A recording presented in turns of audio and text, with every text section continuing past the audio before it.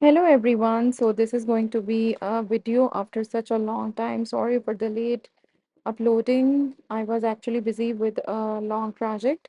So hopefully now you are going to see my videos every now and then. Here we are going to create a simple animation of a pink heart and some bubbles that are moving up and down. So first I'm going to use this SF symbol with heart.fill, resizing it and scaling it and then providing it a foreground color. To lighten the pink color, I have set it with some opacity.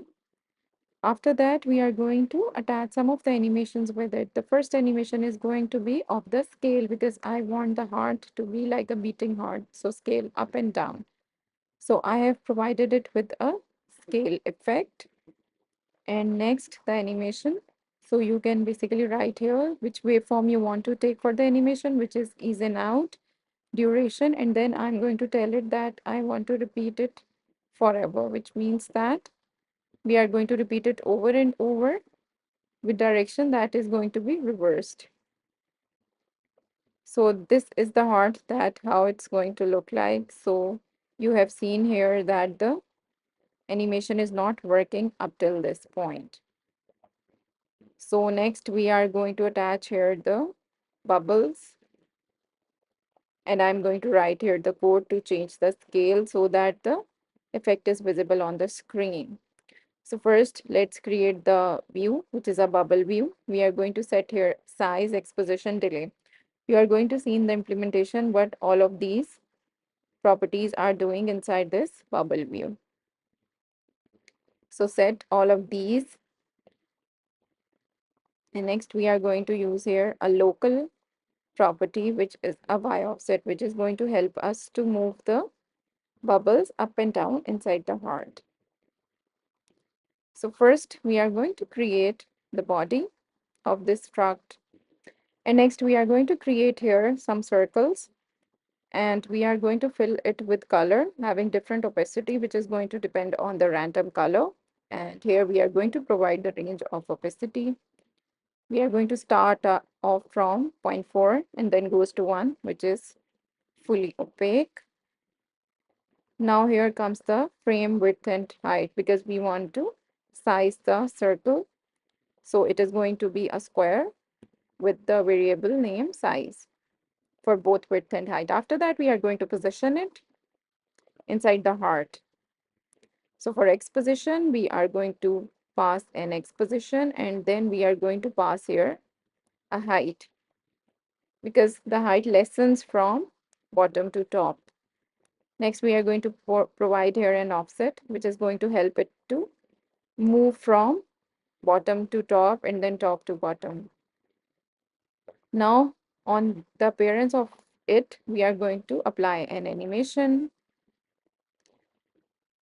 So the animation is going to work with Y offset. We are going to set here it with the height. So basically the Y offset is going to move from the value that is set in it, which is basically initially 0, and then it is going to move to the height.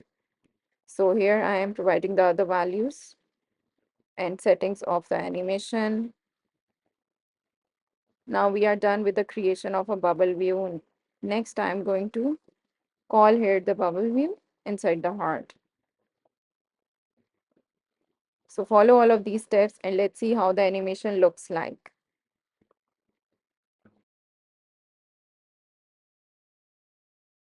So here I am creating 25 bubbles with some random values inside all of the properties of bubble view. So we have set here the range. For example, for size, we have selected the minimum size as 6 and the largest as 14. Next, we are going to pass here the X position, which is going to be from 0 to the width of the geometry. Next, there is going to be a delay. We are going to pass it in the range of 0 to 1. After that, the duration, like how long do you want to see this bubble on the screen, that is going to be inside this duration. Next, I'm calling the bubble view. So you have seen here that I have created an image, and on the top of it, I am creating the bubble view. So it means that we are going to use a Z stack to encapsulate this image because we want these bubbles to appear on the top of the heart image. And here the masking is going to take place. So there are two approaches. Either you can use the Z stack or you can create a mask. So I am using here the mask. What the mask is going to do, it is going to mask the bubbles that are floating upwards into a heart image. So we are providing here the frame width and height. And let's see how it looks like.